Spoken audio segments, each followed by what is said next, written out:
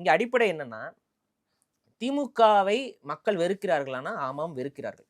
நீங்க இன்னைக்கு போய் களத்துல நீங்க யார்கிட்ட கேட்டீங்கனாலும், திமுக அரசுடைய இந்த சட்ட ஒழுங்கு பிரச்சனையாக இருக்கட்டும், ஒவ்வொரு நாளும் வரக்கூடிய பிரச்சனைகள், அதற்கு காவல்துறை நடந்துக்கிற விதமா இருக்கட்டும், இல்ல திமுக தரப்பு அமைச்சர்களும், எம்எல்ஏக்களும் நடந்துக்கிற விதமாக இருக்கட்டும், அப்புறம் இந்த ஊழல் சார்ந்த விஷயங்கள் இப்ப வெளியில வந்திருக்கு. இப்ப இந்த வேலைவாய்ப்பு இதுல பெரிய ஊழல் வந்து ஏற்பட்டிருக்கு. கவர்ன்மெண்ட் எம்ப்ளாயீஸ்க்கு நகராட்சி குடிநீர் நகராட்சி இது வழங்கல். அதெல்லாம் கிட்டத்தட்ட கணக்கெடுத்து பார்த்தா 800 கோடிக்கு மேல அதுல வந்து முறைகேடு நடந்திருக்கு அப்படின்னு சொல்லி இது கேட்கறாங்க. ம். இப்ப அத வந்து எஃப்ஐஆர் ஃபைல் பண்ணணும். ம். எஃப்ஐஆர் ஃபைல் பண்ண மாட்டேங்குது தமிழக அரசு. தமிழக காவல்துறை இல்ல அவரு வெளிப்படையா நாங்க இத ஃபேஸ் பண்றோன்ட்டார்ல. இத ஃபேஸ் பண்ணணும்னா ஏன் எஃப்ஐஆர் ஃபைல் ஆக மாட்டேங்குது? வெளிப்படையா ஃபேஸ் பண்ணணும்னா எஃப்ஐஆர் ஃபைல் பண்ண விடணும்ல. இல்ல அப்படி ஒண்ணு நடக்கவே இல்லன்றது தான் அவங்களுடைய வாதமா ஏங்க இருக்குது. நடந்திருக்குன்னு சொல்லிட்டு இன்னொரு கவர்ன்மென்ட் பாடி தானங்க சொல்லுது. இப்ப நீங்களும் நானும் சொல்லலைங்க இத.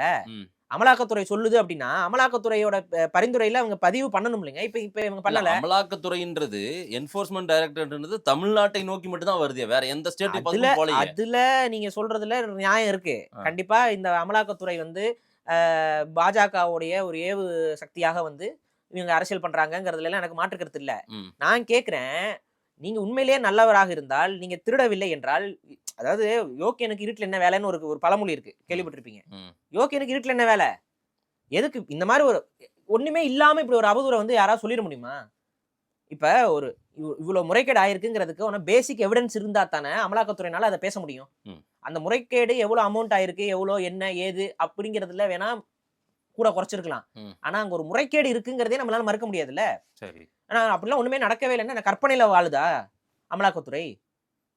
இப்ப என்ன பண்ணும்? எஃப்ஐஆர் ஃபைல் பண்ணல. இப்ப அமலாக்கத்துறைக்கு இருக்க ஒரே ஆப்ஷன் என்ன? அடுத்த அமலாக்கத்துறை ஏதாவது நீதிமன்றமோ, இதுலயோ போயிட்டு இத வந்து எஃப்ஐஆர் ஃபைல் பண்ண மாட்டேங்கிறாங்கன்னு ஒரு கேஸ் ஆயி, ம். அதுக்கு என்ன பண்ணுவீங்க? தமிழக அரசு தரப்புல இருந்து என்ன சொல்வீங்க? உங்க பப்ளிக் ப்ராசிக்யூட்டர் அனுப்புவீங்க. இல்ல அமலாக்கத்துறையோட ரோல் டைரக்ட்டா இதுல இன்வால்வ் ஆக முடியாது. அதனால தான் அவங்க மாநில காவல்துறைக்கு அதுதாங்க குடுக்குறாங்க. மாநில காவல்துறை இப்ப ஒரு இடத்துல கிரைம் நடந்திருக்குங்கிறத அமலாக்கத்துறை கைட் பண்றாங்க. ம். ம். ஏன் ஃபைல் ஆகலைங்க? அமலாக்கத்துறை தான் அத ஒருவேள ஆய்வு உண்மை செய்யணும். தன்மைய ஆய்வுக்கு உட்படுத்துறாங்க போல தெரியுது.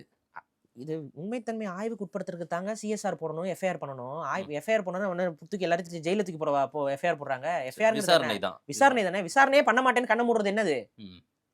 இப்ப நீங்க எஃப்ஐஆர் ஒன்ஸ் ஃபைல் பண்ணிட்டீங்கன்னா, அந்த கேஸ கண்டிப்பா விசாரிச்சு தான் ஆகணும். ம். அப்ப இவங்க தரப்புல இருந்து ஆதாரங்கள குடுக்கணும். அவங்க தரப்புல இருந்து ஆதாரங்கள குடுக்கணும். இல்லைங்க இதெல்லாம் பொய்யான ஆதாரம்னா, பொய்யான ஆதாரம்ங்கிறதெல்லாம் நிரூபிச்சு, இத பார்த்துட்டு ஆனா இது விசாரணை தொடங்குற இந்த பிள்ளையார் சொல்லி போடுறதுங்கிறது என்ன? ம். ஃபர்ஸ்ட் சிஎஸ்ஆர் இது. அதுக்கப்புறம் வந்து எஃப்ஐஆர். இது 2ம் அடுத்த கட்ட ப்ரொசீஜர் விசாரணைக்கு வரதுக்கு விசாரிக்க விடமாட்டேன் அப்படின்னா, ம். இது வந்து அந்த சூனாபானா கதை தானே இது. அவ்வளவுதான் முடிஞ்சிருச்சுன்னு சொல்லிட்டு சுத்திட்டு போறது தானே. சரி. நீ சொல்லிருவியா? ம். கேட்டுருவியா? இதுதான் பண்ணுது தமிழக அரசு. ம். அப்ப இது சூனாபானா அரசுன்னு தான் நம்ம சொல்ல முடியும்.